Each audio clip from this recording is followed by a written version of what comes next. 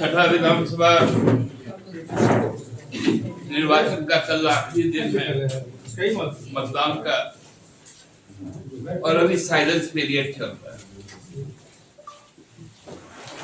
कायदे से इस साइलेंस पीरियड में हमको भी साइलेंट रहना था, लेकिन चूंकि जिस प्रकार से साइलेंस पीरियड में भी लोगों के बीच में भ्रम की स्थिति पैदा करना, दुष्प्रचार करना, भारतीय जनता पार्टी का ऑफिशियल ट्विटर और ऑफिशियल फेसबुक पेज से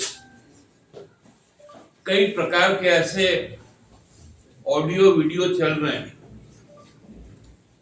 जो साइलेंस पीरियड का वायलेशन भी है, और हमने भी उसी को लेकर आज एक चिट्ठी जो है, अपनी जो आपत्ति है उसको दर्ज की है, और मुख्य चुनाव आयुक्त से यह मांग किया है कि जो आईटी एक्ट और मॉडल कोड ऑफ कंडक्ट का जो एक्ट, उसके तहत क्रिमिनल प्रोसीजर चलाया जाए। क्योंकि हम सबको ही जानते हैं इस चुनाव को जिस प्रकार से घृणा की भाषा बोलकर, खासकर आसाम के मुख्यमंत्री, उत्तर प्रदेश के मुख्यमंत्री ने जिस तरह का भाषा का प्रयोग किया,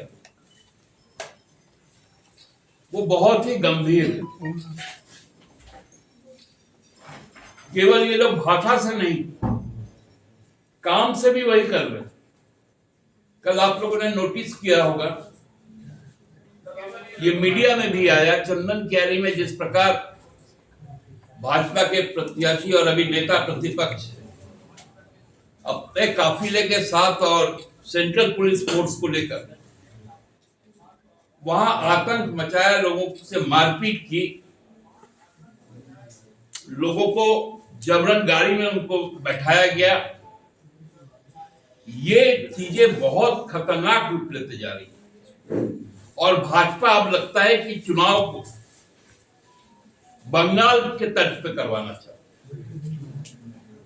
ऐसा पहली बार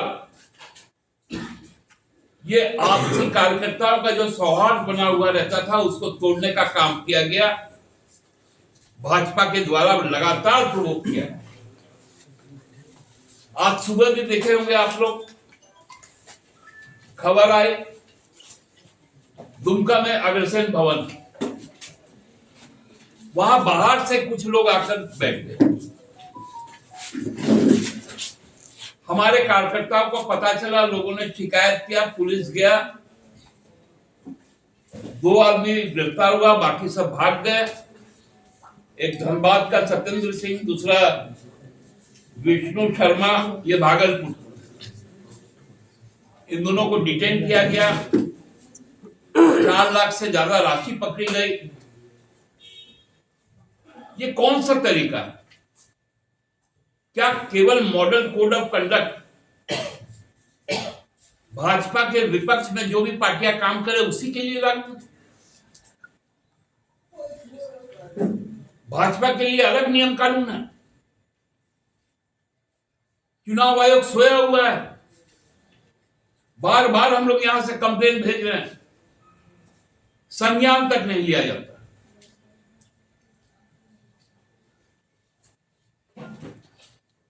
पूरे झारखंडी अस्मिता को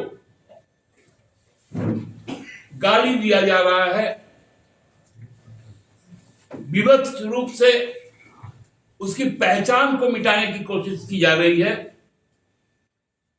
और चुनाव आयोग मौन है। कल का मतदान होगा, भारी संख्या में मतदान, सभी लोग घर से निकले, और पूरे जो साजिश रचा गया, इस साजिश के खिलाफ अपना वोट करें। क्योंकि अब हम लोगों ने एक नया नारा गढ़ा है, वो नारा है विकसित झारखंड गढ़ने की परिकल्पना है, हेमंत के साथ खड़ी मैया शक्ति कल्पना है। धन्यवाद। पूरा का पूरा यहाँ प्रशासनिक महकमा चुनाव आयोग के अधीन काम कर रहा है। हम लोगों ने महाराष्ट्र का डीजीपी हटाने को कहा था,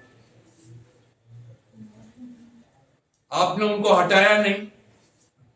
जब बाध्य होकर चुनाव के 7 दिन पहले वहां का डीजीपी हटा, आप हमारे जिलाधिकारी को हटा देते हैं, आप हमारे पुलिस कप्तान को हटा देते हैं, राज्य के पुलिस महानिरीक्षक को हटा देते हैं। आप ही का तो फरमान चल रहा है। आप जिसको चाहते हैं, जो कार्रवाई होना है सेंट्रल एजेंसी से, उसका एक आगाम ट्वीट आपके सांसद का आ जाता है।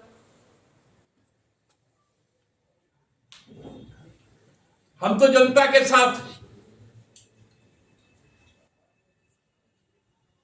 और बाबूलाल जी को अब क्या डरना? अब बाबूलाल जी तो उम्मीदवार खरीदते हैं। हम लोगों ने विधायक खरीदते बेचते देखा था, महाराष्ट्र में देखा, मध्य प्रदेश में देखा, कर्नाटका में देखा। पहला बार उम्मीदवार भी खरीदा जाता है, और जो उम्मीदवार खरीदा गया वो अपना घोषित संपत्ति सैकड़ों करोड़ों रुपए में बताए, तो उसका दाम तो कम से कम 1000 करोड़ का होगा। अब बाबूलाल जी बताए,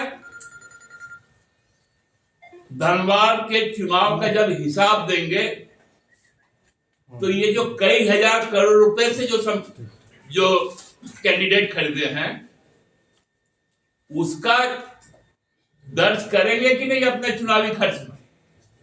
सवाल तो बाबूलाल जी पे है। पर्यवेक्षक को चाहिए, जो अंकेक्षक है, ये एक्सपेंस का जो ऑब्जर्वर है, उसको निरंजन राय जी का जो खर्चा है अभी तक का चुनाव का, उसको भी ऐड कर देना चाहिए। उनको जो मिला होगा उसको भी ऐड कर देना चाहिए। उनको जो मानसिक प्रताड़ना हुई होगी उसका भी कंपेंसेशन ऐड हो जाना चाहिए। और बाबूलाल जी का खर्च, ये सारा मिला के कई 1000 करोड़ रुपए केवल एक विधानसभा का बाबूलाल जी के ऊपर में खर्च देखना चाहिए।